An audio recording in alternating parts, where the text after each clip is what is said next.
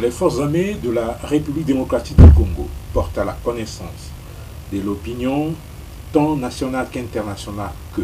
pendant qu'elle observe scrupuleusement le cessez-le-feu conformément à la décision des chefs d'État prise au mini-sommet de Luanda du 23 novembre 2022, l'armée rwandaise et ses supplétifs des terroristes du M23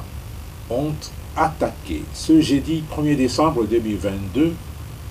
les positions des FARDC tenues par le 34 10e régiment d'infanterie à Kalima, à hauteur du pont sur la rivière Rwindi, dans le groupement Bambo, chefferie de Bwito, en territoire de Rutshuru. Cette offensive, déclenchée par les forces de défense du Rwanda, démontre à suffisance les intentions belliqueuses du pouvoir de Kigali, déterminé à saboter les décisions des chefs d'État de la sous-région, ainsi que les initiatives de l'Union africaine, des États de l'Afrique de l'Est et de la communauté internationale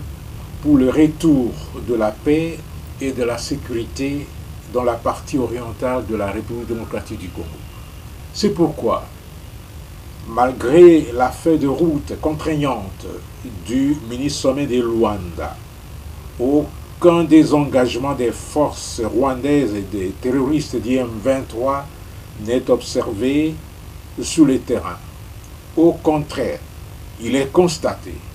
un renforcement en effectifs et en matériel en provenance du Rwanda. En outre, face au refus des populations de se soumettre à leur dictat, les forces de défense du Rwanda et leurs supplétifs du M23 procèdent au massacre des civils innocents et sans défense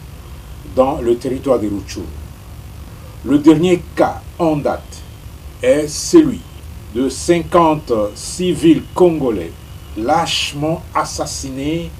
mardi le 29 novembre 2022 à Kishishe, localité située dans le groupement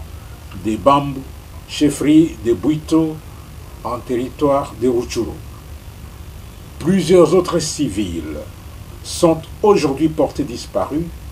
ou kidnappés par la horde des terroristes du M23 sous la bénédiction de l'armée rwandaise. Il est déploré également l'enlèvement et le recrutement forcé des jeunes par les mouvements terroristes du M23 ainsi que l'utilisation des mineurs dans ses rangs. Face à cette situation, les forces armées de la République démocratique du Congo se trouvent dans l'obligation de riposter à toutes les attaques et de tout mettre en œuvre pour protéger la population congolaise, victime de la barbarie de l'armée rwandaise œuvrant sous le label du M23. Toutefois, les forces armées de la République démocratique du Congo